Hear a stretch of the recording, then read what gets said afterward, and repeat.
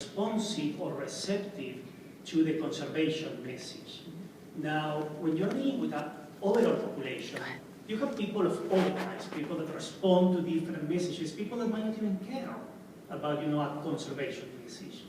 Do you have any insight on how those that are responsive to conservation messages map out with the data that Isabel was showing about, which one can actually reduce more on their load share?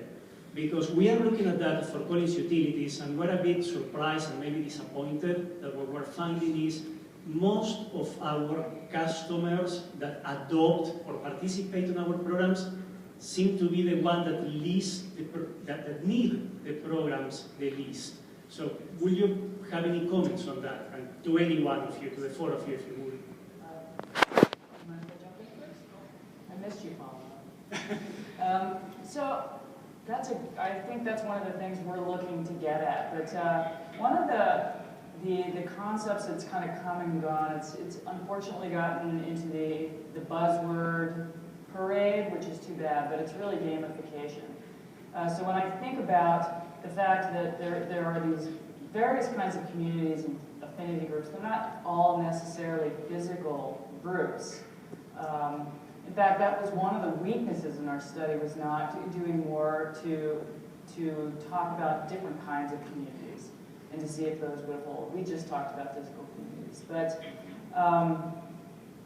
I think that there's this natural, like, I want to do as well as you or better than you, which we've seen in several studies, like, of course, with O-Power too.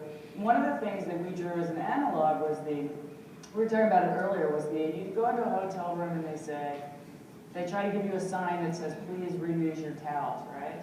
So they've tried all kinds of, save the world, could you do that? Nobody picks up their towel, they're like, give me new towels.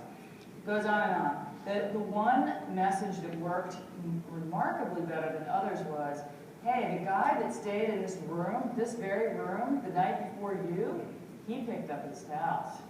And that worked. Yeah, so there's this inherent sense of competitiveness we seem to have, and I think there's a way to tap into it positively with some gamification metaphors.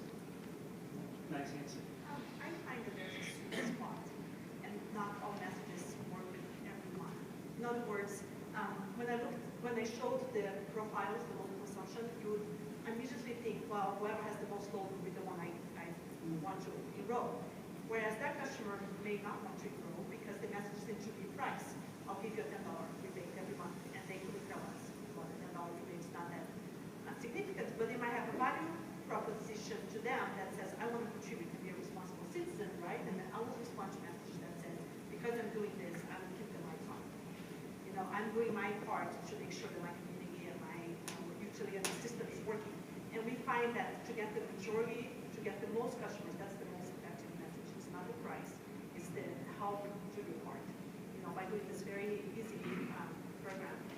What we tend to find is that the very low consuming customers are not good participants, even though they are price responsive, because they just don't have that much load to offer. The ones that are the highest consumer are completely indifferent to price messages, and a lot of them value comfort more than anything else, and so they may not be the ones who want to provide the most load. We find that the upper tier customers, not the highest consumers, but not the lowest, kind of like not the middle either, like on the top, they tend to be the ones that are most likely to contribute the most load, most consistently.